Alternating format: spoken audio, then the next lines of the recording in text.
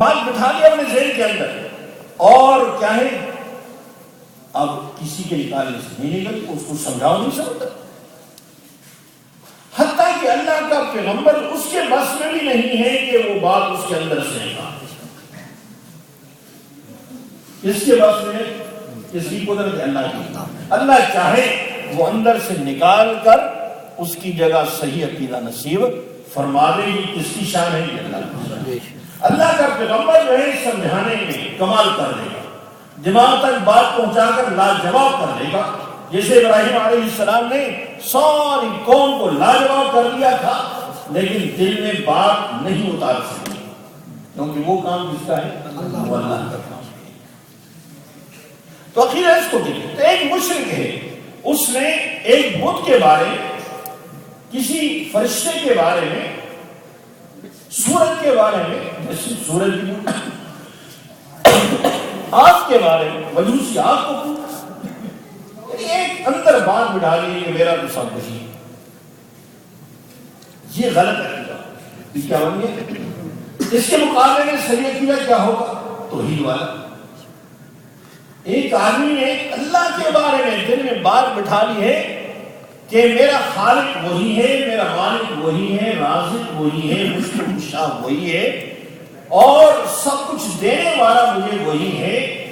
جب میں ماں کے پیٹ میں تھا اس وقت بھی اس نے مجھے رزق دیا ہے، اور جب میں ماں کی گود میں آیا محتاج تھا اس وقت بھی اسی نے میرے رزق کا انتظام کیا ہے، اب بھی وہی مجھے رزق دے رہا ہے، موت تک وہی مجھے رزق دیتا رہے گا۔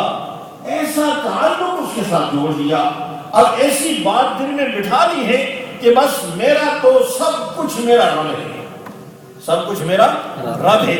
یہ بتایا کس نے؟ اللہ کے پیغمبر نے بتایا۔ اللہ کے پیغمبر کے بتانے پر رب کے ساتھ ایسا جڑ گیا، اب ساری دنیا ایک طرف ہو جائے، یہ تنہا ایک طرف ہو جائے، ساری دنیا اس کو غیر کے سامنے جھکانے کی کوشش کرے، اس کا سر کٹ سکتا ہے، جسم کے ٹکڑے کروا سکتا ہے، لیکن یہ غیر کے سامنے جھکنے نہیں سکتا، وہ اندر سے بات نہیں کر سکتا، سارے جمع ہو جائے۔ حضرت سمیہ رضی اللہ تعالیٰ عورت توحید پرست، اندر توحید تھی، حضور نبی کریم صلی اللہ علیہ وسلم کے ہاتھ میں اسلام قبول کیا، توحید کا نور نصیب ہوا۔ اب ابو جہل بھی ہے، بڑے بڑے سردار بھی ہیں مکہ کے، دو مست اونٹ بھی سامنے کھڑے کیے ہوئے ہیں، وہ غریب گرانے سے تعلق ہیں۔ اس وقت مکے کے اندر تو مسلمان سارے کمزور تھے، ہاں جی، کیونکہ اللہ کا حکم تھا صبر کرنا ہے، مارے پیٹے جو کرے تم نے کچھ نہیں کیا، حکم تو یہ تھا۔ حضرت سمیہ رضی اللہ، ابو جہل یہی مطالبہ کرتا ہے کہ چھوڑو، جو تم نے ایک ایک کہنے پر ایک کو مانا ہوا ہے، اس کو چھوڑو، اپنے آباء و اجداد کے دین پر آ جاؤ، پھر تیری جان بچ سکتی ہے، ورنہ دیکھ بھی دو اونٹ ہیں، ایک ٹانگ ایک کے ساتھ ایک ٹانگ دوسرے کے ساتھ باندھ کر دوڑاؤں گا، تیرے جسم کے ٹکڑے کر اللہ۔ ایسی بات اس نے کہا۔ حضرت سمیہ رضی اللہ تعالیٰ عنہ نے وہ توحید جو اندر تھی نکال دوں، جہاں میں خوف اور ڈر گرانے نہیں۔ حضرت سمیہ رضی اللہ تعالیٰ عنہ نے اپنے جسم کے ٹکڑے تو کروا دیے، لیکن توحید اندر سے کوئی نکال نہیں سکا۔ اس کو کتنے صحیح عقیدہ، یہ کیا ہے؟ صحیح عقیدہ اندر آنا، جب بھی دل کے اندر توحید کون نکال؟ پہلے زمانے واقعات میں ہے، مفسرین نے لکھا کہ ایک بادشاہ تھا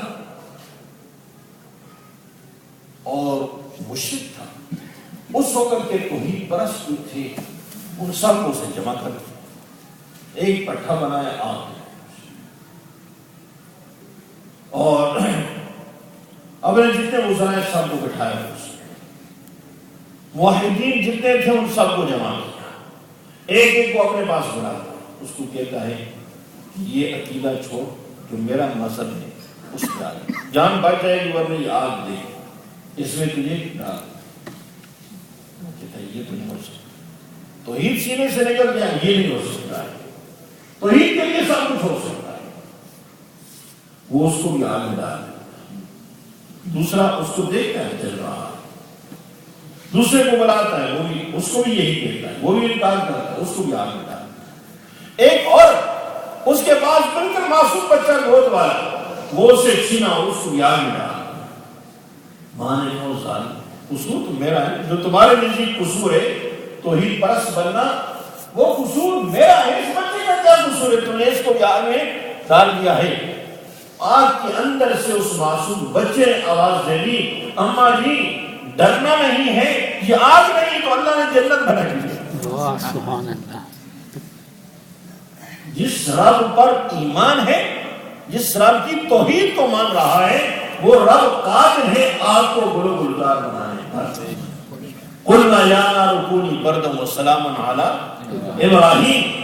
دشمن ڈالنے والا دیکھ رہا ہے کہ میں اسے جلا رہا ہوں، اور اس جلنے کے اندر رب اس آگ کو گلو گلزار بنا رہا ہے، وہ مزے دے رہا ہے، سب کو آگ میں ڈال دیا، کسی ایک نے توحید کو نہیں چھوڑا۔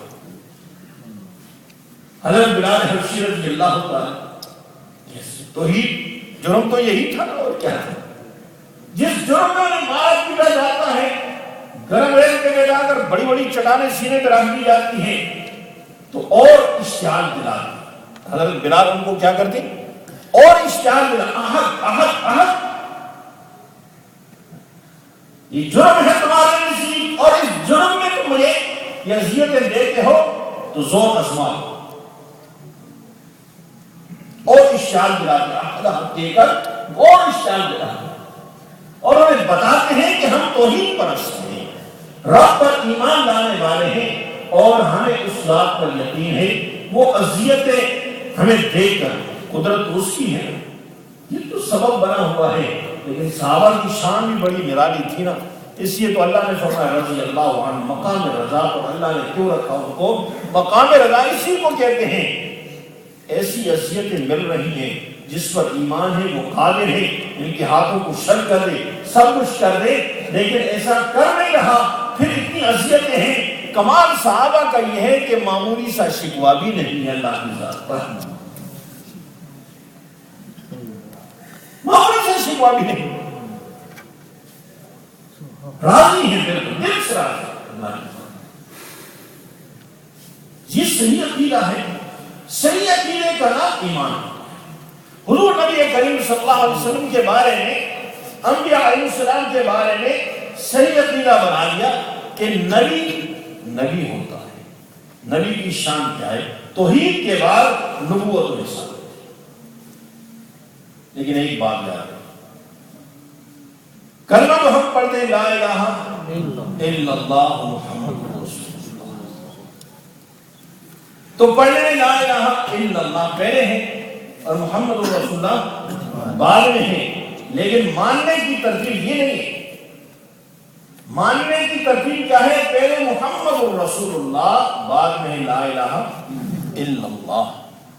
پہلے اللہ کے پیغمبر نے دعویٰ کر دیا میں اللہ کا نبی ہوں، میرے اوپر وحی ہوئی، فرشتہ آتا ہے، مجھے مان لو میں اللہ کا نبی ہوں، مان لی اللہ کا نبی۔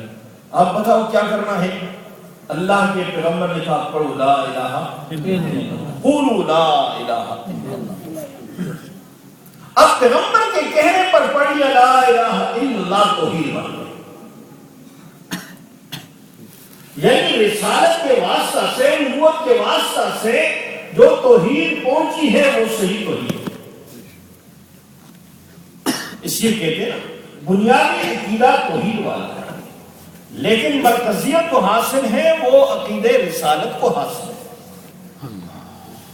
جیسے ایک آدمی نبی کو مانتا ہے، لیکن وہ کہتا ہے کہ میں توحید جو ہے وہ اپنے دلائل سے مانتا ہوں، جو دلائل نبی نے دیے ہیں، جو توحید نبی نے بیان کی ہے اس طرح نہیں، میں توحید اپنے دلائل سے مانتا ہوں، نبی کا انکار نہیں کرتا، نبی کو مانتا ہے، توحید اپنے